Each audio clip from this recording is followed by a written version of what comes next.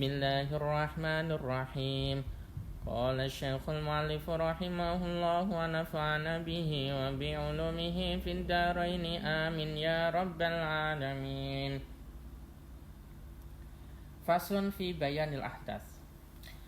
Ai hadza utawi iki iku faslun ana fasal suwiji. Nawaqidul wudu'i utawi pira-pira perkara kang rusak wudu utawa perkara kang batalake wudu. Iku arba'atu asya'a ana papat pira-pira perkara.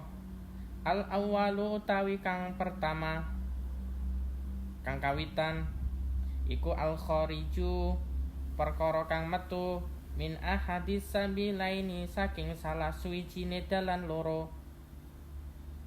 Min kubulin saking kubul au duburin utawa dubur.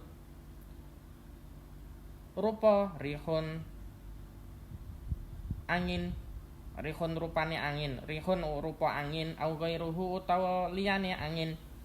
Ilal maniya kejaba mani.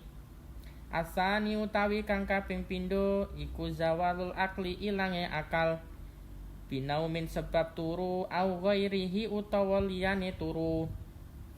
Illa naumal qaidin kejaba turune wong kang lungguh, mumakinin kang netepake makadahu ing bokonge wong minal ardi saking bumi. Asalisu utawi kang kaping telu iku iltiqa ubasyaratai tetemune kulit lorone wong lanang. Iltiqa ubasyaratai rajulin iku tetemune iku iltiqa ubasyaratai rajulin ketemune kulit lorone wong lanang wa mra'atin lan wong wadon. Kabira ini kang gedhe karone, ajnabiya ini tur kang liya karone, min ghairi hailin saking tanpa aling-aling. Ar-rabi'u utawi kang kaping papat iku masuku bulil adami, gepok kubule anak Adam, aw halqati duburihi utawa under-undere dubure anak Adam, bibatni rohati kelawan nganggo batine epek-epek, jerone epek-epek, au butunil asabii utawa pira-pira jerone pira-pira drijine wong, pira-pira driji. Ya, jadi ada beberapa perkara yang membatalkan wudu. Nah, di sini disebutkan di dalam kitab Safinatun Najah ada 4 perkara yang membatalkan wudu. Yang pertama adalah al-khariju min ahadis sabilaini, min kubulin au duburin, rihun au ghairuhu illal maniyah. Jadi yang pertama adalah sesuatu yang keluar dari salah satu jalan dua. Jalan dua ini ya dubur dan kubul gitu ya. Jadi jalan depan maupun jalan belakang. Kalau ada yang keluar dari jalan depan atau belakang, maka membatalkan wudu kecuali mani. Kalau mani suci. Tidak membatalkan wudu tapi mewajibkan mandi besar. Ini kalau mani.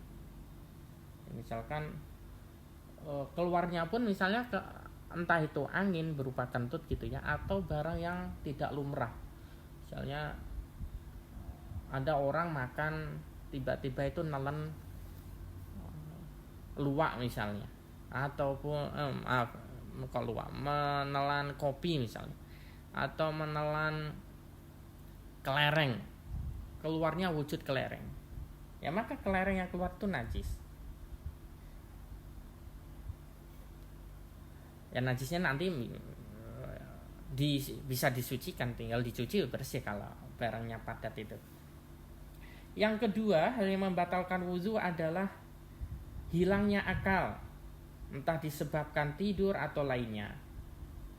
Nah, misalkan orang habis wudu tidur gitu ya, maka batal wudunya. Kecuali gitu ya, kecuali tidurnya itu duduk di mana pantatnya menetap di tanah, jadi menempel di tanah. Asal pantatnya nempel di tanah, ketiduran gitu ya, atau tidur, maka nggak apa-apa. Yang ketiga adalah bertemunya kedua kulit laki-laki dan perempuan yang sama-sama dewasa, sama-sama besar dan tidak ada hubungan mahram tanpa pemisah, tanpa hail. Misalnya ada laki-laki dan perempuan sentuhan kulit, masing-masing sudah wudu gitu ya, terus sentuhan ya maka batal, kecuali ada penghalangnya misalnya pakaian ataupun apalah misalnya, pokoknya ada penghalangnya.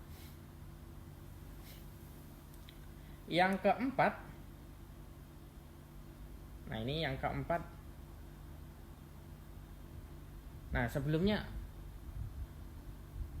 mahram. Jadi di mazhab Syafi'i itu kenapa menyentuh istri itu membatalkan wudu? Kira-kira istri itu mahram atau ajnabi?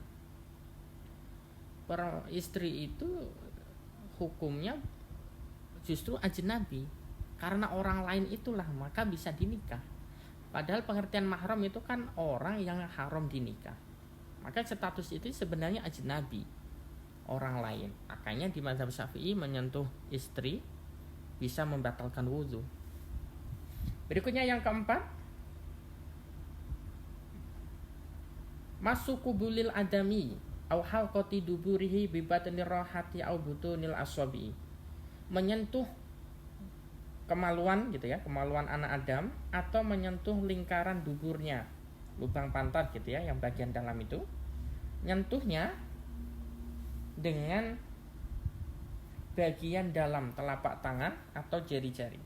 Jadi misalnya kalau tangan itu di tangan kanan kiri gitu ya, telapak tangan ini disatukan, maka yang di bagian dalam ini jika digunakan untuk menyentuh kemaluan gitu ya atau dubur, maka membatalkan wudu. Tapi kalau misalnya menggunakan punggung tangan untuk menyentuh kemaluan, maka tidak membatalkan wudu. Wallahu a'lam bishawab.